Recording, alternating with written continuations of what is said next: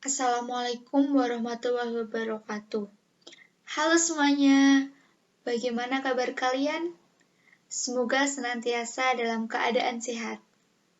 Pada kesempatan kali ini, kita akan belajar mengenai jenis-jenis masalah siswa di berbagai tingkat sekolah, terutama pada tingkat taman kanak-kanak dan sekolah dasar.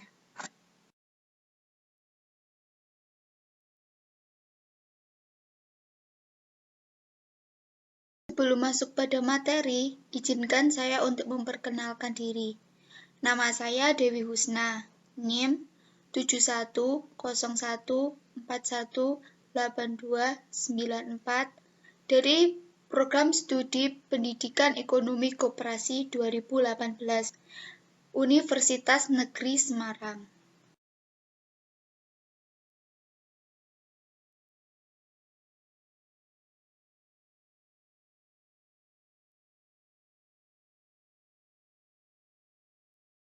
Apa saja materi yang akan kita pelajari mengenai pembelajaran kali ini?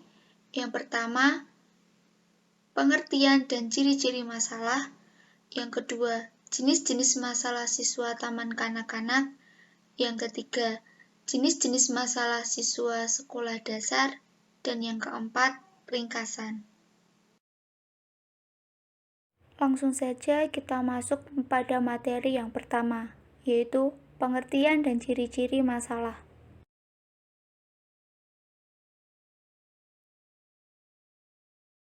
Akan membahas pada bagian yang paling mendasar. Masalah. Apa sih masalah itu? Masalah merupakan suatu yang menghambat, merintangi, atau mempersulit seseorang untuk mencapai tujuan tertentu.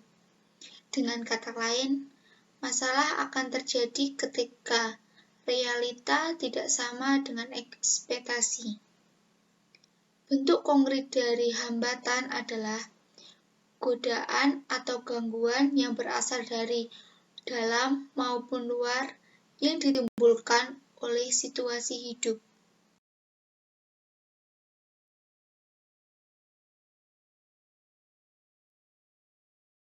Ciri-ciri dari masalah itu sendiri yaitu yang pertama, karena adanya kesenjangan antara harapan dan kenyataan.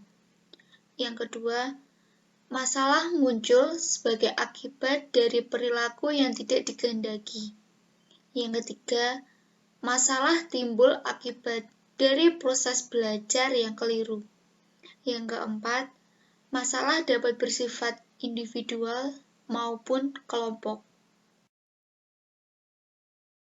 Selanjutnya, kita akan membahas tentang jenis-jenis masalah siswa taman kanak-kanak. Mari kita akan membahas yang pertama, masalah fisik. Masalah fisik yang mungkin dialami oleh anak taman kanak-kanak pada umumnya meliputi: yang pertama, masalah gangguan fungsi panca indera. Contohnya, gangguan pendengaran, gangguan penglihatan. Yang kedua, masalah cacat tubuh. Contohnya, tidak memiliki jari yang sempurna ataupun anggota tubuh yang tidak sempurna. Yang ketiga, masalah obesitas atau kegemukan.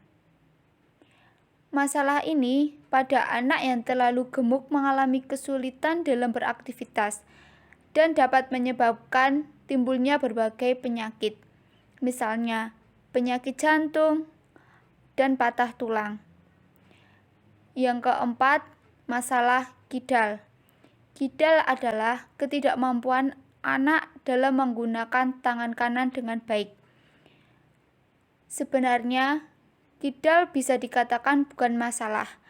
Yang membuat kidal masalah yaitu paksaan dari orang tua, seperti anak tertekan untuk menggunakan tangan kanan dalam kegiatan sehari-hari. Dan yang kelima, masalah hiperaktif. Ciri-ciri anak hiperaktif adalah yang pertama, tidak dapat memusatkan perhatian dalam jangka waktu lama. Yang kedua, impulsivitas.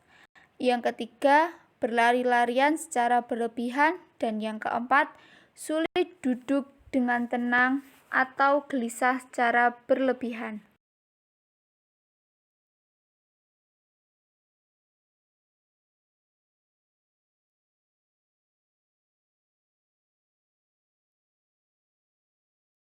Masalah siswa taman kanak-kanak yang kedua yaitu masalah psikis. Masalah yang berkaitan dengan psikis antara lain daya konsentrasi, inteligensi, berbohong, dan emosi. Mari kita jabarkan satu persatu masalah tersebut. Yang pertama yaitu daya konsentrasi. Daya konsentrasi itu dibagi menjadi dua golongan. Yang pertama, disleksia, yaitu gangguan dalam perkembangan baca tulis anak. Yang kedua, diskalkulia, yaitu kesulitan dalam belajar atau memahami matematika, simbol yang dipelajari di sekolah. Gangguan ini bisa terjadi akibat cedera pada otak. Masalah yang kedua, inteligensi. Masalah inteligensi ini meliputi masalah yang ditimbulkan karena inteligensi rendah dan inteligensi tinggi. Contoh inteligensi rendah yaitu anak akan lama dalam mengingat suatu pelajaran yang diterima di sekolah. Dan contoh inteligensi tinggi pada anak yaitu anak akan cepat selesai dalam mengerjakan tugas yang diberikan oleh guru. Atau anak dapat mudah mengingat apa yang telah dipelajari anak tersebut selama di sekolah. Masalah yang ketiga yaitu berbohong. Penyebab anak berbohong karena kekerasan pada orang tua dan para pendidik, sehingga anak tersebut berbohong agar terhindar dari hukuman atau peniruan dari orang dewasa.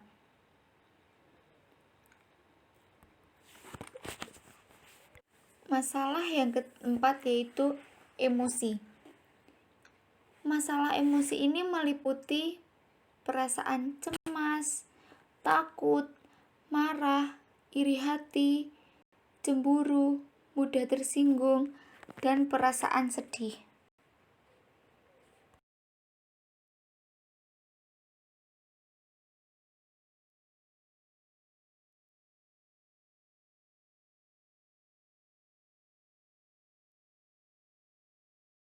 Ketiga, masalah sosial yang tergolong ke dalam masalah sosial sebagai berikut. Yang pertama, tingkah laku agresif merupakan tingkah laku menyerang baik secara fisik maupun verbal atau berupa ancaman yang disebabkan karena adanya rasa permusuhan. Penyebab anak bertingkah laku agresif dikarenakan anak merasa terkekang dan reaksi emosi terhadap frustasi karena dilarang untuk melakukan sesuatu baik peniruan dari orang dewasa. Masalah yang kedua, daya saing kurang. Anak yang memiliki daya saing kurang cenderung tidak mau bergaul dengan teman sebayanya. Daya saing kurang diakibatkan oleh ruang lingkup anak yang masih terbatas hanya pada situasi rumah dan sekolah. Anak yang memiliki daya saing kurang memiliki rasa pemalu, sulit bergaul, minder, pasif, dan rendah diri. Masalah ketiga, pemalu. Sifat pemalu akan menjadi masalah yang cukup serius karena akan menghambat kehidupan anak. Pada umumnya, ciri anak pemalu yaitu terlalu sensitif, ragu-ragu, murung, dan sulit bergaul dengan teman. Hal ini disebabkan karena tekanan dari orang tua yang menuntut anak untuk bagus dan kurangnya sosialisasi sehingga anak tidak percaya diri. Keempat, masalah negativisme. Reaksi anak berupa pelanggaran terhadap aturan-aturan yang ada. Pada umumnya, setiap anak pasti akan mengalami masa perkembangan. Masa perkembangan ini akan berakhir tergantung dari pola pengasuh yang diberikan oleh orang tua. Masalah yang kelima, perilaku berkuasa. Anak suka meminta-minta, memerintah, mengancam, dan memaksa teman sebayanya. Penyebab anak bertingkah laku berkuasa karena di rumahnya anak tersebut termasuk anak tunggal dan orang tua yang selalu menuruti keinginan anaknya. Masalah yang keenam, perilaku merusak. Pada umumnya, anak yang berperilaku merusak akan membanting dan melempar barang yang ada di sekitarnya saat keinginan dia tidak terpenuhi. Perilaku bagi anak usia dini sebenarnya rasa ingin tahu anak sangat tinggi. Biasanya anak sering membongkar mainannya, sehingga orang tua kadang merasa marah, kesal kepada anak karena membongkar mainan sendiri tidak dibenahi lagi. Selanjutnya, kita akan membahas mengenai jenis-jenis masalah siswa di sekolah dasar.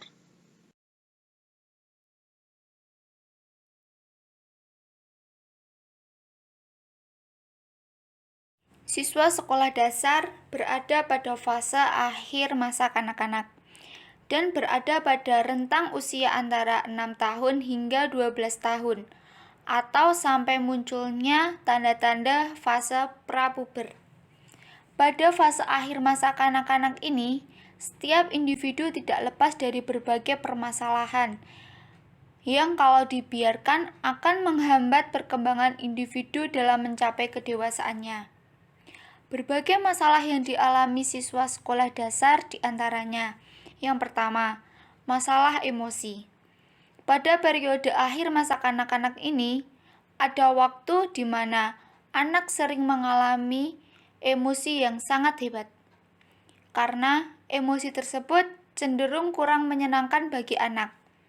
Maka, dalam periode ini, meningginya emosi menjadi periode ketidakseimbangan. Dengan demikian, anak menjadi sulit dihadapi.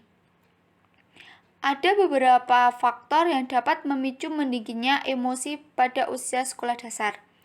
Di antaranya adalah keadaan fisik dan keadaan lingkungan. Kedua, masalah sosial. Akhir masa kanak-kanak sering disebut sebagai usia kelompok karena ditandai dengan adanya minat anak terhadap aktivitas teman-teman dan meningkatnya keinginan yang kuat untuk diterima sebagai anggota kelompok. Keanggotaan kelompok dapat menimbulkan akibat yang kurang baik pada anak-anak. Yang pertama yaitu menjadi anggota geng. Seringkali menimbulkan pertentangan dengan orang tua ketika anak lebih memilih menghabiskan waktunya dengan geng-gengnya yang berada di luar keluarga, sehingga anak tidak mau melakukan tugas-tugas rumah. Maka hal ini dapat mengganggu ikatan emosi antara anak dan orang tua. Yang kedua, permusuhan antara anak laki-laki dan perempuan yang melahirkan sikap antipati terhadap anggota lawan jenis. Contoh, kecemburuan anak perempuan terhadap kebebasan yang dimiliki anak laki-laki membuat antipati dapat memperparah sikap antipati tersebut. Ketiga, anak memperlakukan anak-anak yang bukan anggota geng. Anak-anak yang telah membentuk geng bersikap kejam dan keras terhadap anak-anak yang bukan anggotanya. Ketiga, masalah kesulitan belajar. Meningkatnya pelanggaran di sekolah dapat diterangkan oleh kenyataan bahwa anak yang lebih besar tidak lagi menyenangi sekolah.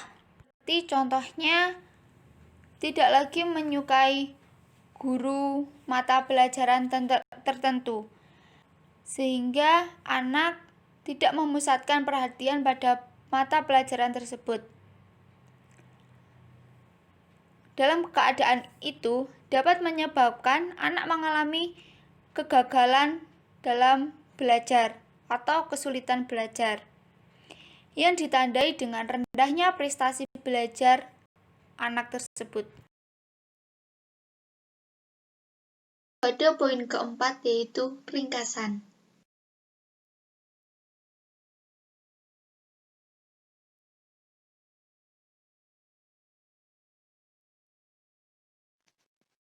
Setiap manusia ingin mewujudkan kebahagiaan di dalam hidupnya.